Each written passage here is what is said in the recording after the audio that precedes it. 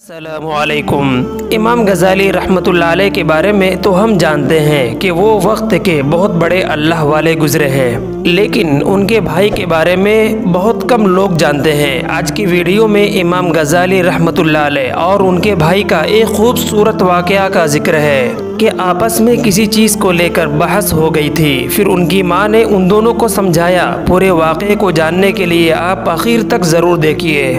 ये अपने लड़कपन के ज़माने में यतीम हो गए थे।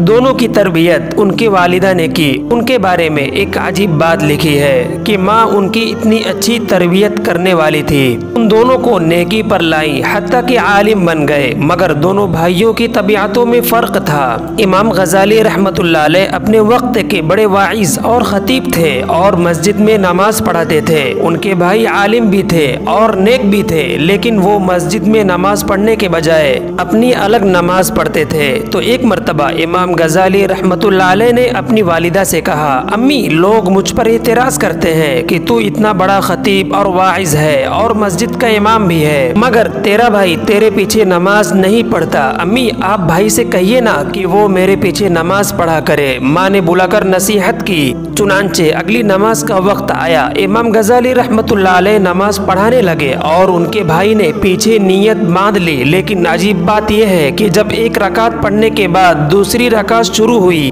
तो उनके भाई ने नमाज तोड़ दी और जमात से बाहर निकल आए। अब जब इमाम गज़ाली रहमतुल्लाह अलैह ने नमाज मुकम्मल की तो उनको बिल्कुल भी अच्छा नहीं लगा, लिहाजा गम की हालत में घर वापस लौटे। माँ ने पूछा, बेटा बड़े परेशान नजर आ रहे हो। कहने लगे, अम्मी, भाई न जाता तो ज्यादा बेहतर होता। ये गया और एक रकात पढ़ने के बाद दूसरी रकात में वापस आ गया और उसने आकर अपनी अलग नमाज पढ़ी। तो माँ ने उसको बुलाया और कहा, बेटा तुमने ऐसा क्यों किया? छोटा भाई कहने लगा, अम्मी, मैं इनके पीछे नमाज पढ़ने लगा। पहली रकात तो इन्होंने ठीक पढ़ाई, मगर दूसरी रकात में अल्लाह की तरफ से ध्यान के बजाय उनका ध्यान किसी और जगह था, इसलिए मैंने उनके पीछे नमाज छोड़ दी और आकर अलग पढ़ ली। माँ ने पूछा, इमाम गज़ाली रहमतुल्लाह अलैह, ये क्या बात है? कहने लगे, अम्मी, बिल्कुल ठीक बात है।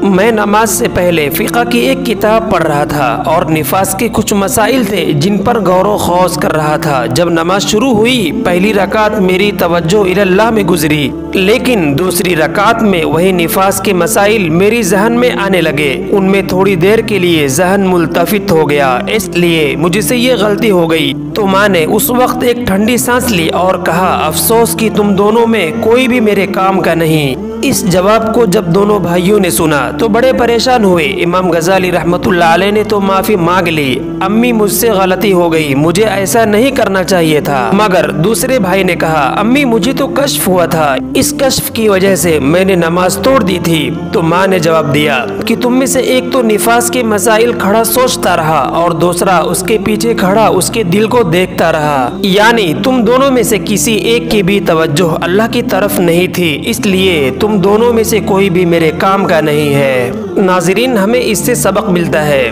कि शरीयत का कोई भी मसला हो तो उसमें गौर खौज करना अच्छी बात है, लेकिन जब नमाज में हम आए तो हमारी तवज्जो सिर्फ और सिर्फ अल्लाह की तरफ होनी चाहिए। अस्सलामु अलैकुम व रहमतुल्लाह।